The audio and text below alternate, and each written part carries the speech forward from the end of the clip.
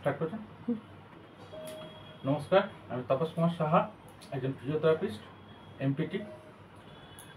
আমরা আজকাল নতুন একটা পেশেন্টের কিছু ফিডব্যাক নেব। যে পেশেন্টটা আপনার স্ট্রোক হয়েছিল।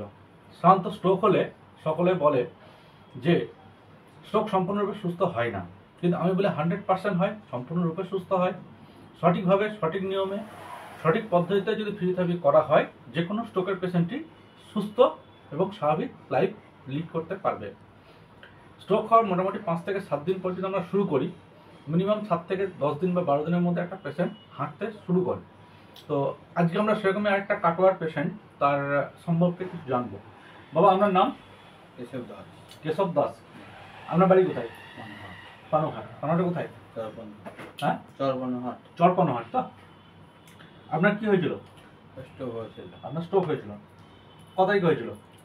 মার্চের 20 তারিখে। 2025 সালে মার্চের 20 তারিখে আপনার স্ট্রোক হয়েছিল। স্ট্রোক হওয়ার কোন ডাক্তারবাবুকে দেখিয়েছিলেন? অনিন্দ দাস।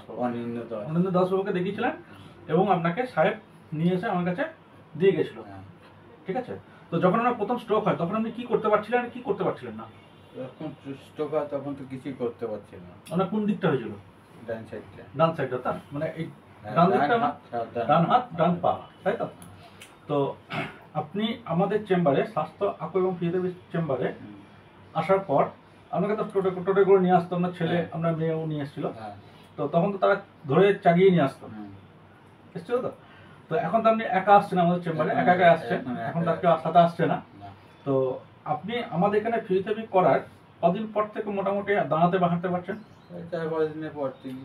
5-6 দিন পর থেকে আপনি দাঁড়াতে বা হাঁটতে পারছেন। তো এখন তো আপনি একা হাঁটতে পারছেন। এখন একা যেতে হবে। তো আপনি কি স্যাটিসফাইড যে না আমি ট্রিটমেন্ট করছি, ট্রিটমেন্ট করে আমি সুস্থ হয়ে উঠছি? হ্যাঁ, সুস্থ হচ্ছি। আপনি এমনি কি করতেন? কাটে কাজ করতেন। কাটে কাজ করতেন। হাতটা তুলুন, ডান হাতটা তুলুন একবার দেখি বাবা, একদম ইয়ে পর্যন্ত নামান। পাটাকে এভাবে তুলুন দেখি, একটু ছেড়ে দিয়ে হাঁটবেন। হ্যাঁ,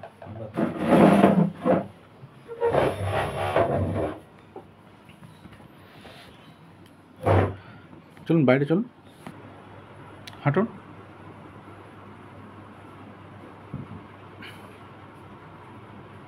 পেছনে যান।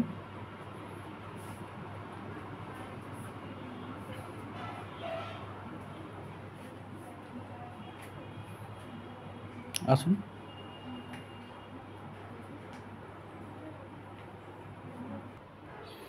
বেশ, ঠিক আছে বাবা। আপনার এই ভিডিওটা যদি আমরা আমাদের ইউটিউব এবং আমাদের যে ফেসবুক পেজ আছে সেখানে যদি দিই, যাতে 5টা মানুষ আরও দেখে সঠিকভাবে তারা আমাদের কাছে এসে পৌঁছাবে এবং সুস্থ হবে, এতে কোনো অসুবিধা আছে? না, অসুবিধা নেই তো? বেশ, ঠিক আছে বাবা, অনেক ধন্যবাদ। আপনি এখন এটা কন্টিনিউ করুন, ঠিক আছে? আপনি 100% সুস্থ হয়ে উঠবেন, ঠিক আছে? এটা আমার দাবি। ওকে, অসংখ্য ধন্যবাদ বাবা।